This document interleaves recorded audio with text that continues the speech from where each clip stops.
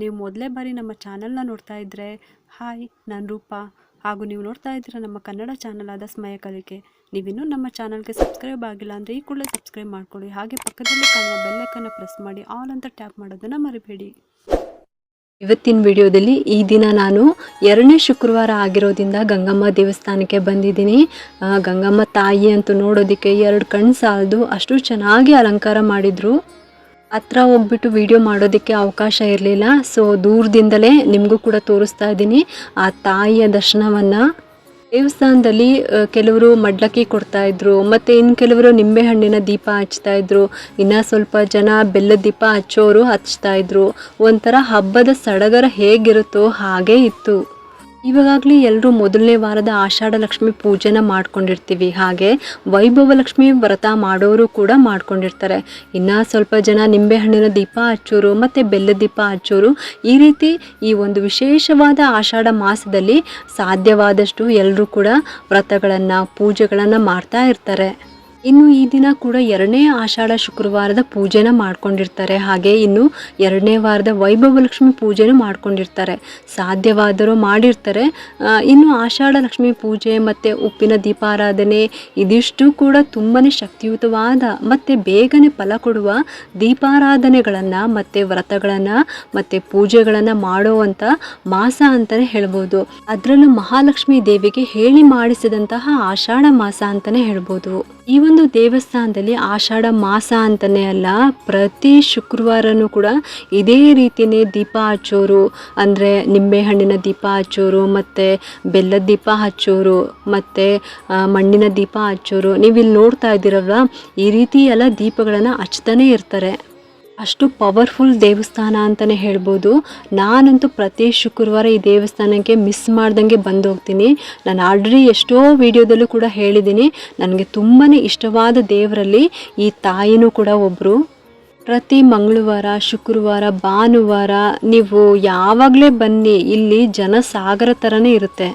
ಕೆಲವೊಂದು ದೇವಸ್ಥಾನದಲ್ಲಿ ಆಷಾಢ ಮಾಸ ಮತ್ತು ಶ್ರಾವಣ ಮಾಸ ಇಲ್ಲ ಕಾರ್ತಿಕ ಮಾಸ ಈ ಥರ ಮಾಸಗಳಲ್ಲಿ ಮಾತ್ರ ದೇವಸ್ಥಾನಗಳಲ್ಲಿ ಆಚರಣೆ ಮಾಡೋದು ತುಂಬಾ ಜಾಸ್ತಿ ಇರುತ್ತೆ.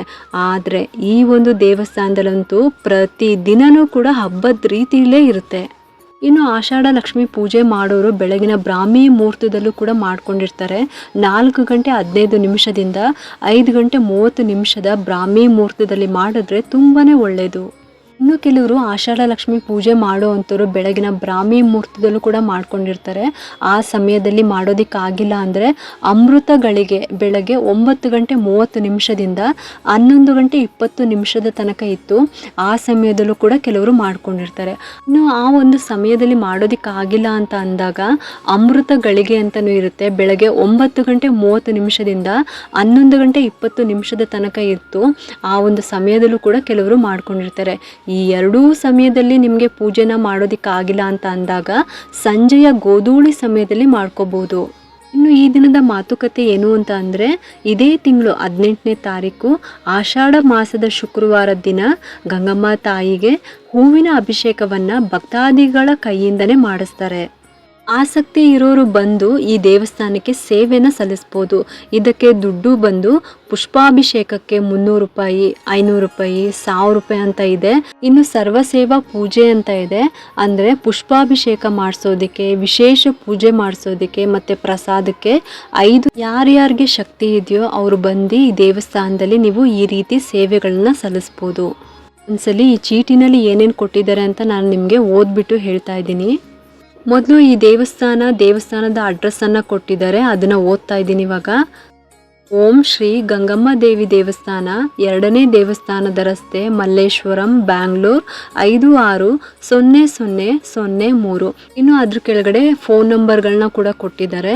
ಆಮೇಲೆ ಓಂ ಶ್ರೀಂ ಗಂಗಮ್ಮ ದೇವಿಯ ಆಷಾಢ ಆಡಿ ಶುಕ್ರವಾರದ ಪುಷ್ಪಾಭಿಷೇಕ ಅಂತ ಬರೆದಿದ್ದಾರೆ. ಇನ್ನು ಇದಾದಮೇಲೆ ಗಂಗಮ್ಮ ದೇವಿಗೆ ಪುಷ್ಪಾಭಿಷೇಕ ಮಾಡಿದಂತಹ ಫೋಟೋನ ಕೊಟ್ಟಿದ್ದಾರೆ, ಅಂದರೆ ಹಿಂದಿನ ವರ್ಷದ ಇರ್ಬೋದು, ಅದನ್ನು ಫೋಟೋ ಕೊಟ್ಟಿದ್ದಾರೆ.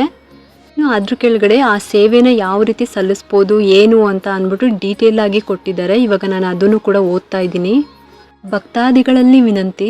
ಆಡಿ ಮಾಸದ ಪ್ರಯುಕ್ತ ದಿನಾಂಕ 18/7/2025 ಶುಕ್ರವಾರ ಬೆಳಗ್ಗೆ 9:30 ಅಮ್ಮನವರಿಗೆ ವಿಶೇಷ ಪುಷ್ಪಯಾಗ ಅಂದರೆ ಹೂವಿನ ಅಭಿಷೇಕವನ್ನು ಏರ್ಪಡಿಸಲಾಗಿದೆ.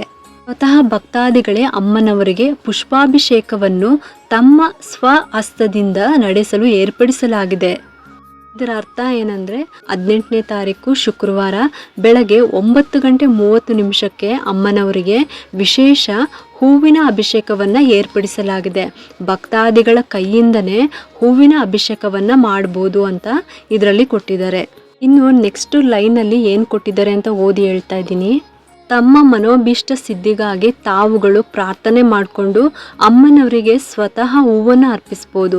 ಈ ಕಾರ್ಯಕ್ರಮದಲ್ಲಿ ತಾವುಗಳು ಭಾಗವಹಿಸಿ ಅಮ್ಮನವರ ಕೃಪೆಗೆ ಪಾತ್ರರಾಗಬೇಕೆಂದು ವಿನಂತಿ. ಅಂದರೆ ನಿಮ್ಮ ಮನಸ್ಸಲ್ಲಿ ಏನೇನು ಕೋರಿಕೆ ಇದೆ, ಬೇಡಿಕೆ ಇದೆ, ಅದನ್ನು ಪ್ರಾರ್ಥನೆ ಮಾಡಿಕೊಂಡು ಅಮ್ಮನವರಿಗೆ ನೀವೇ ಹೂವನ್ನು ಅಮ್ಮನವರಿಗೆ ಅರ್ಪಿಸ್ಬೋದು ಅಂತ ಇದರಲ್ಲಿ ಕೊಟ್ಟಿದ್ದಾರೆ. ಈ ಒಂದು ಆಷಾಢ ಮಾಸದಲ್ಲಿ ಅಂದರೆ 18ನೇ ತಾರೀಕು ಶುಕ್ರವಾರ ಬೆಳಗ್ಗೆ 9:30 ಶುರುವಾಗುವಂಥ ವಿಶೇಷ ಹೂವಿನ ಅಭಿಷೇಕದಲ್ಲಿ ನೀವು ಕೂಡ ಭಾಗವಹಿಸಿ ಅಂತ ಕೇಳಿದ್ದಾರೆ. ಇನ್ನು ಅದ್ರ ಕೆಳಗಡೆನೆ ಸೇವಾ ವಿವರ ಅಂತಲೂ ಕೂಡ ಕೊಟ್ಟಿದ್ದಾರೆ. ನೀವಿಲ್ಲಿ ನೋಡ್ತಿರ್ಬೋದು. ಅದ್ರ ಕೆಳಗಡೆ ಪುಷ್ಪಾಭಿಷೇಕ ಅದಕ್ಕೆ 300 ರೂಪಾಯಿ, 500 ರೂಪಾಯಿ, 1000 ರೂಪಾಯಿ. ನೋಡಿ ನೀವು ಇಲ್ಲಿ ನೋಡ್ತಿದ್ದೀರಲ್ವಾ, ನೋಡಿ ಈ ರೀತಿ ಕೊಟ್ಟಿದ್ದಾರೆ. ಇನ್ನು ನೆಕ್ಸ್ಟ್ ಲೈನಲ್ಲಿ ಸರ್ವ ಸೇವಾ ಪೂಜೆ ಅಂದರೆ ಪುಷ್ಪಾಭಿಷೇಕಕ್ಕೆ ಮತ್ತು ವಿಶೇಷ ಪೂಜೆಗೆ ಮತ್ತು ಪ್ರಸಾದಕ್ಕೆ 5,000 ರೂಪಾಯಿ ಅಂತ ಕೊಟ್ಟಿದ್ದಾರೆ. ಯಾರ್ಯಾರಿಗೆ ಆಸಕ್ತಿ ಇದೆಯೋ ಅವರೆಲ್ಲರೂ ಬಂದ್ಬಿಟ್ಟು ಗಂಗಮ್ಮ ದೇವಸ್ಥಾನದಲ್ಲಿ ಈ ರೀತಿ ನಿಮಗೆ ಶಕ್ತಿಗೆ ಅನುಸಾರ ನೀವು ಸೇವೆನ ಮಾಡ್ಬೋದು. ಈ ಒಂದು ಆಷಾಢ ಮಾಸದಲ್ಲಿ ಈ ರೀತಿ ನಾವು ಸೇವೆಗಳನ್ನ ಸಲ್ಲಿಸೋದು ಕೂಡ ತುಂಬಾ ಒಳ್ಳೆಯದು. ನಾವು ಸರ್ವ ಸೇವಾ ಪೂಜೆ ಅಂತ ಏನಿದೆ 5,000 ರೂಪಾಯಿ ಅಂತ ಇದೆಯಲ್ಲ, ಅದನ್ನು ಕೊಟ್ಟು ನಾವು ಮಾಡಿಸೋದಕ್ಕಾಗಲ್ಲ ಅಂತ ಅಂದರೂ ಕೂಡ ಪುಷ್ಪಾಭಿಷೇಕಕ್ಕೆ 300 ರೂಪಾಯಿ ಅಂತ ಇದೆಯಲ್ಲ, ಆ ಒಂದು ಚಿಕ್ಕ ಅಮೌಂಟು ಕೂಡ ಕೊಟ್ಬಿಟ್ಟು ನಾವು ಸೇವೆನ ಸಲ್ಲಿಸ್ಬೋದು. ಅಂದರೆ ನಮ್ಮ ಕೈಯಿಂದನೇ ಮಾಡಿಸ್ತಾರೆ. ನಿಮ್ಮ ಶಕ್ತಿಗೆ ಅನುಸಾರ ನೀವಿಲ್ಲಿ ಬಂದುಬಿಟ್ಟು ನೀವು ಈ ರೀತಿ ಸೇವೆಗಳನ್ನು ಮಾಡಿಸ್ಬೋದು. ಯಾರಿಗೆಲ್ಲ ಈ ದೇವಸ್ಥಾನ ಇನ್ನೂ ಗೊತ್ತಿಲ್ವೋ ಅವರೆಲ್ಲರೂ ಕೂಡ ಒಂದ್ಸಲಿ ಈ ದೇವಸ್ಥಾನಕ್ಕೆ ಬಂದೋಗಿ ನಿಮಗೆ ಆ ತಾಯಿ ಮಹಿಮೆ, ಆ ತಾಯಿ ದರ್ಶನ ಮಾಡಿದ್ಮೇಲೆ ನಿಮಗೆ ಅರ್ಥ ಆಗುತ್ತೆ ನಾನು ಏನಕ್ಕೆ ಈ ರೀತಿ ಇಷ್ಟೊಂದು ಹೇಳ್ತಾ ಇದ್ದೀನಿ ಅಂತ. ನಾನು ಎಷ್ಟೋ ವಿಡಿಯೋದಲ್ಲೂ ಕೂಡ ಈ ದೇವಸ್ಥಾನದ ಬಗ್ಗೆ ಮಾತಾಡಿದ್ದೀನಿ. ಏಕೆಂದರೆ ಅಷ್ಟು ಶಕ್ತಿಯುತವಾದ ದೇವರು ಅಂತಲೇ ಹೇಳ್ಬೋದು. ಆಷಾಢ ಮಾಸದಲ್ಲಿ, ಶ್ರಾವಣ ಮಾಸದಲ್ಲಿ ಮತ್ತು ಕಾರ್ತಿಕ ಮಾಸದಲ್ಲಿ ಅಂತಲೇ ಅಲ್ಲ, ಪ್ರತಿ ಮಂಗಳವಾರ, ಶುಕ್ರವಾರ, ಭಾನುವಾರ ಈ ದೇವಸ್ಥಾನಕ್ಕೆ ಭಕ್ತಾದಿಗಳು ಜನ ಸಾಗರದಂತೆ ಬರ್ತಾರೆ. ಯಾರಿಗೆಲ್ಲ ಆಸಕ್ತಿ ಇದೆಯೋ ಅವರೆಲ್ಲರೂ ಕೂಡ ಈ ದೇವಸ್ಥಾನಕ್ಕೆ ಬಂದ್ಬಿಟ್ಟು ನಿಮ್ಮ ಕೈಯಾರೆ ಈ ಒಂದು ಸೇವೆನ ನೀವು ಆ ತಾಯಿಗೆ ಮಾಡ್ಬೋದು. ನಿಮಗೆಲ್ಲರಿಗೂ ಈ ಒಂದು ವಿಡಿಯೋ ಇಷ್ಟ ಆಗಿರುತ್ತೆ ಅಂತ ನಾನು ಭಾವಿಸ್ತಾ ಇದ್ದೀನಿ. ಮತ್ತು ಯಾಕೆ ತಡ, ಈ ಒಂದು ವಿಡಿಯೋ ಏನಾದರೂ ಇಷ್ಟ ಆಗಿದ್ರೆ ಒಂದು ಲೈಕ್ ಮಾಡಿ, ಶೇರ್ ಮಾಡಿ ಮತ್ತು ಸಬ್ಸ್ಕ್ರೈಬ್ ಮಾಡಲು ಮರಿಬೇಡಿ. ಏಕೆಂದರೆ ನೀವು ಮಾಡುವ ಒಂದು ಸಬ್ಸ್ಕ್ರೈಬಿಂದ ನಮ್ಮಂತಹ ಸಣ್ಣ ಸಣ್ಣ ಚಾನಲ್ಸ್ಗೆ ಒಂದು ಸಪೋರ್ಟ್ ಮಾಡ್ದಂಗೆ ಆಗುತ್ತೆ.